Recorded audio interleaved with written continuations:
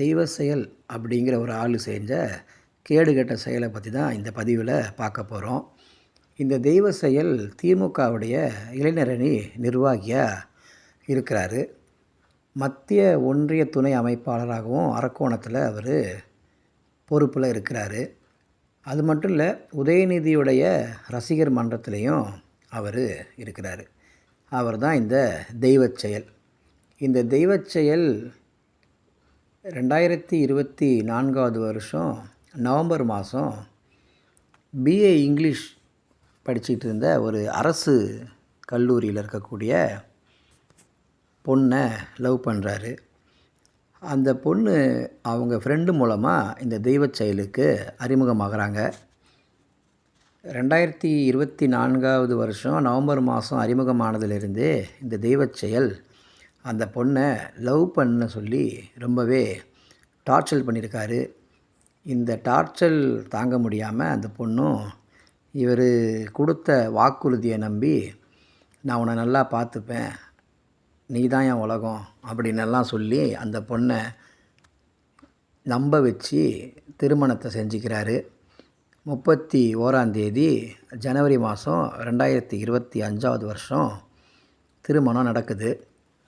இந்த திருமணம் முடிஞ்சதுக்கு பிறகு சில வாரங்கள் கழித்து சென்னையில் இருக்கக்கூடிய வண்ணாரப்பேட்டையில் கட்சிக்காரர்களுக்கு அறிமுகம் செய்கிறாரு அந்த பொண்ணை. அது மட்டும் இல்லை, அதுக்கப்புறம் அவருடைய நடவடிக்கைகள் மாறுது. பாலியல் உடலுறவில் ஈடுபடும் போது கூட அந்த பொண்ணை மிருகத்தை போல் கடித்து வைக்கிறது அப்படின்னு சில வெளியே சொல்ல முடியாத அளவுக்கான கொடுமைகளை அந்த பொண்ணு இந்த தெய்வ செயல் மூலமாக அனுபவிக்கிறார். அதுக்கு பிறகு ஒரு கட்டத்தில் இவருடைய நோக்கம் என்ன அப்படிங்கிறத புரிஞ்சிக்குது அந்த பொண்ணு. அமைச்சர்லேருந்து எனக்கு பெரிய பெரிய ஆட்கள் வரைக்கும் நான் தொடர்பில் இருக்கிறேன். நான் யார் கூட சொல்கிறேனோ, நான் யாரை கையை காட்டுறேனோ, நீ அவர் கூட உடல் உறவில் இருக்கணும், நீ அவங்களுக்கு உல்லாசத்தை கொடுக்கணும் அப்படின்னு அந்த பொண்ணை தவறாக வழிநடத்த பார்க்குறாரு இந்த தெய்வ செயல். இந்த தெய்வ செயல் செய்கிற கேடுகட்ட செயல் என்ன அப்படின்னா, தான் லவ் பண்ண பொண்ணை மனைவியாக்கி அந்த மனைவியை மற்றவங்களுக்கு அவர் விருந்தாக கொடுக்குற இந்த கேடுகட்ட செயலை இந்த தெய்வ செயல் செய்கிறாரு. ஒரு கட்டத்தில் இவருடைய நோக்கம் என்னங்கிறத புரிஞ்ச அந்த மனைவி அரக்கோணத்தில் இருக்கக்கூடிய காவல் நிலையத்தில் புகார் அளிக்கிறாங்க. அந்த புகார் அளித்த அவங்க இவர் அரசியல்வாதிகளோட தொடர்பில் இருக்கிறதுனால அவர் மேலே சரியான நடவடிக்கை எடுக்கலை அப்படின்னுலாம் சொன்னாங்க. ஆனால் அதுக்கு பிறகு அவர் மேலே 4 பிரிவின் கீழே வழக்கை பதிவு செஞ்சு அவரை தெய்வ செயலை கைது பண்ணியிருக்காங்க.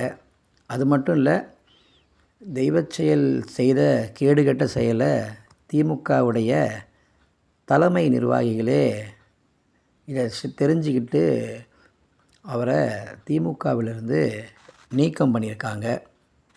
திமுகவில் என்னென்ன பொறுப்புகளில் இருந்தாரோ அந்த பொறுப்புகள்லேருந்து இந்த தெய்வ செயலை நீக்கம் பண்ணியிருக்காங்க.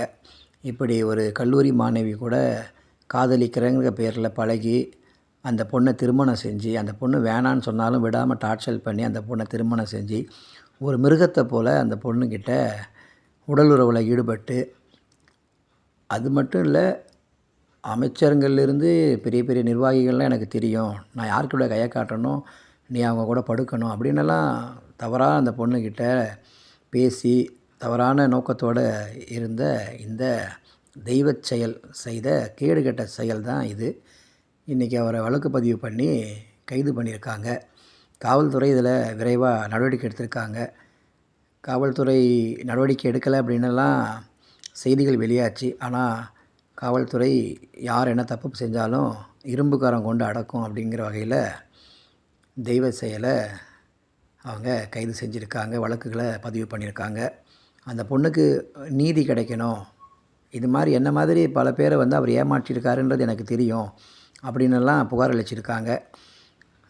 இதுக்கப்புறம் யாரும் போய் ஏமாந்துடக்கூடாது அப்படிங்கிறதையும் அந்த பொண்ணு தன்னுடைய பேட்டியில் சொல்லியிருக்காங்க. அதுதான் இந்த விஷயத்துடைய தலைப்பே தெய்வச் செயல் செய்த கேடுகெட்ட செயல்.